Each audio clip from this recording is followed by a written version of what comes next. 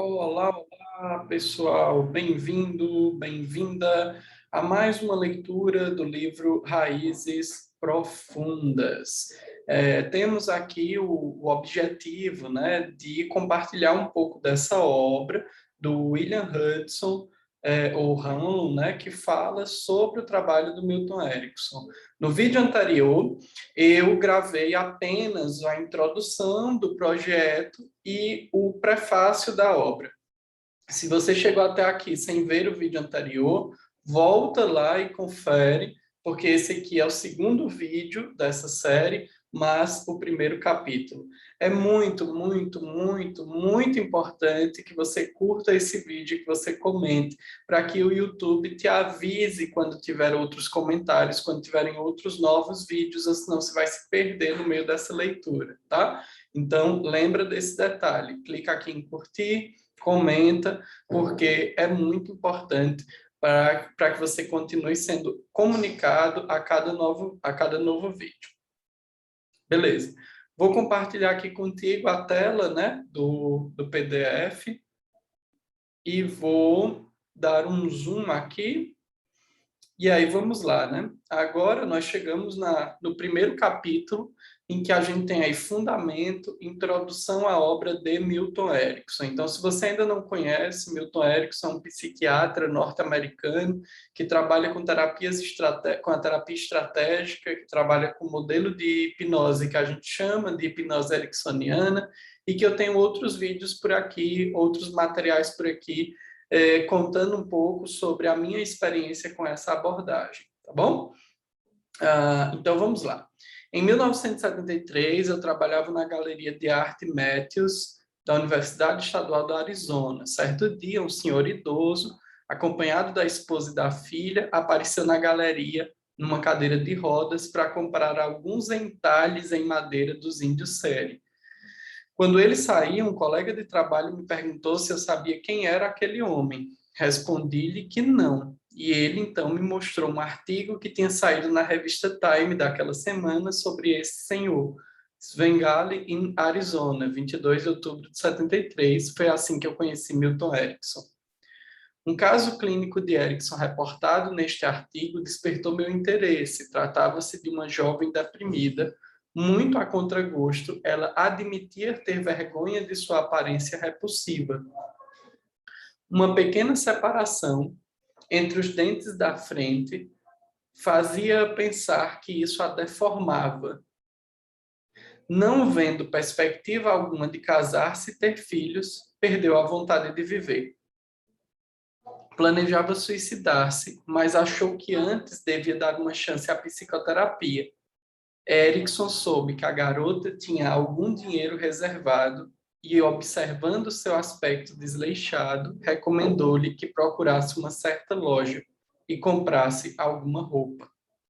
Convenceu-a também a ir no salão de beleza, onde lhe fariam um novo corte de cabelo e lhe dariam algumas dicas de limpeza e maquiagem. Por fim, disse-lhe que teria de exercitar-se lançando chorrilhos de água por entre os dentes enquanto estivesse no banho, até conseguir esguichar numa pontaria certeira a uma distância de aproximadamente 2 a 2,5 metros. Por meio de algumas respostas que a jovem havia dado às suas muitas perguntas, Erickson concluiu vagamente que um certo rapaz, colega de trabalho dela, era fascinado pela paciente. Toda vez que a garota se aproximava do bebedouro, o jovem infalivelmente aparecia, mas ela não se tocava e também infalivelmente saía rapidinho para a sua mesa de trabalho e mergulhava na papelada. Várias sessões depois, Erickson conseguiu fazer com que ela concordasse em vestir a roupa nova mais elegante, produzisse um penteado bonito e se maquiasse para ir ao trabalho. Quando o colega se aproximasse do bebedouro, ela deveria encher bem a boca e esguichar a água para ele, por entre a brecha dos dentes. Daria alguns passos em direção ao rapaz, meia volta e sairia correndo, que nem Saci Pererê em noite de lua cheia. Para que você não, se você não está acostumado com o trabalho do Erickson, é muito comum o Erickson passar essas atividades terapêuticas, né? Então, o Erickson está preparando aqui uma intervenção e, por mais absurdo que pareça, está centrado na necessidade da mente inconsciente daquela pessoa, daquela mulher, nesse caso. Voltando para o texto. Inicialmente, a garota relutou. Não seguiria essas instruções. Mas aí Erickson a fez ver que até aquele momento ela não parecia guardar nenhuma boa recordação. E já que estava remoendo a ideia de se matar, que pelo menos tivesse alguma vantagem. Dito e feito, a garota fez tudo como Erickson explicou e nem pôde acreditar. O rapaz saiu no seu encalço, agarrou-a e deu-lhe um beijo. No outro dia, lá estava ele no bebedouro, pistola de água em punho. Ela não se fez de rogada, disparou um jato pelo entre dentes. E em meio a essa troca aquática surgiu um flerte. O flerte desagou no encontro. A cliente emergiu da depressão. Fez novos relacionamentos e casou-se, finalmente, sem sombra de dúvida. Esse era um enfoque diferente daquilo que eu estava aprendendo nas aulas de psicologia da faculdade. Parecia um despropósito, mas de alguma maneira tinha sentido e, pelo que se sabia, havia dado resultado. Ao sair da galeria, comprei o livro de Jay Haley sobre Erickson e daí em diante o meu interesse foi cada vez maior. O livro do Jay Haley se chama Terapia Não Convencional, né? É o primeiro livro sobre o trabalho do Erickson que tem, tá? Então veja só, pessoal, olha como o Erickson trata isso, né? Se você já vai se matar mesmo, que mal há. Então ele recebe a notícia de que o sujeito quer se matar com naturalidade, sem julgamento, apenas entendendo que se for aquela decisão mesmo que a pessoa irá seguir, ele vai trabalhar para que isso não aconteça, porque há conflito, né? E aí ele vai fazer com que dentro desse conflito o sujeito consiga construir uma conexão com a vida. Mas sobre o casar e ter filhos, né? Veja que foi uma pista, uma dica que ela deu, né? Quando falou da aparência, ela já disse: eu talvez nunca consiga casar, nem muito menos ter filhos. Então, aquilo que a gente expressa, mesmo sendo de uma maneira com medo, com raiva, evitando, é algo que a gente deseja também profundamente, e o Erickson já havia percebido aquilo. Seguindo, texto. Levei anos para juntar coragem e pedir a Erickson que me aceitasse como discípulo. Entremetentes, eu havia conseguido meu primeiro nível de formação na universidade, embora ainda não tivesse me graduado e trabalhado por um curto período como jardineiro. Quando por fim entrei em contato com ele, já tinha voltado à faculdade para obter o título de mestrado. Escrevi uma carta a Erickson, informando que passara anos arquitetando diversos esquemas que justificassem a concessão de uma entrevista. Minha ideia, por exemplo, era que alguém teria de escrever uma resenha sobre o seu trabalho em Psychology Today. Ou melhor ainda, talvez eu me desafiasse a escrever a biografia dele, um homem cuja trajetória era fascinante. Também imaginei outro plano, trabalharia de jardineiro para ele, em troca de seus ensinamentos. Mirabolâncias à parte, o que eu queria mesmo escrever-lhe era me encontrar com ele e sua esposa. Pouco tempo depois, passou um final de semana fora e, ao voltar, meu colega de quarto disse que um homem esquisitíssimo telefonara todas as manhãs bem cedo. Queria falar com o serviço de jardinagem ou Hanlon. Ao ser informado de que eu não me encontrava, o misterioso personagem desligava sem deixar recado. Na manhã seguinte, o telefone voltou a tocar. Era um tal homem esquisito querendo falar com o serviço de jardinagem O'Hanlon. Bill O'Hanlon, pois não? Identifiquei-me. Não lhe parece, Sr. O'Hanlon, que seria necessário estudar o terreno antes de resolver aceitar o serviço? Disse ele.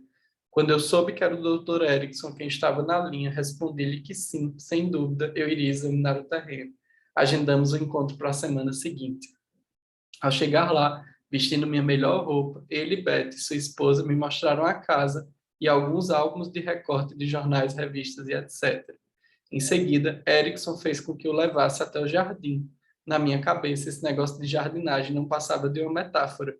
Por certo, poderia ter sido uma metáfora, mas logo percebi que não era apenas uma metáfora. Ele me disse que gostaria que eu tirasse o mato de volta dos roseirais. Fiquei muito sem jeito, porque estava vestindo minha roupa domingueira, mas ao mesmo tempo não tive coragem de abrir a boca para dizer nenhum ai. Depois disso, passei algum tempo trabalhando regularmente no jardim de Erickson e de vez em quando fazia uma ou outra sessão com ele. Com muita frequência, eu saía me sentindo mais confuso do que nunca a respeito do que ele estava fazendo. Fazia terapia. Ah, só um minuto. Essa confusão mental também é típica do trabalho do Erickson, tá? Então, se você é novo aqui, saiba disso. Voltando para o texto. Fazia terapia quando se sentava e conversava comigo, enquanto eu cuidava do jardim, sempre respondia objetivamente às minhas perguntas sobre o que ele queria fazer nesse jardim. Mas quando a conversa enveredava para a terapia, aí era diferente, né? Erickson era tudo menos esclarecedor. De modo que, depois dessa temporada com ele, saí mais desnorteado do que entrei.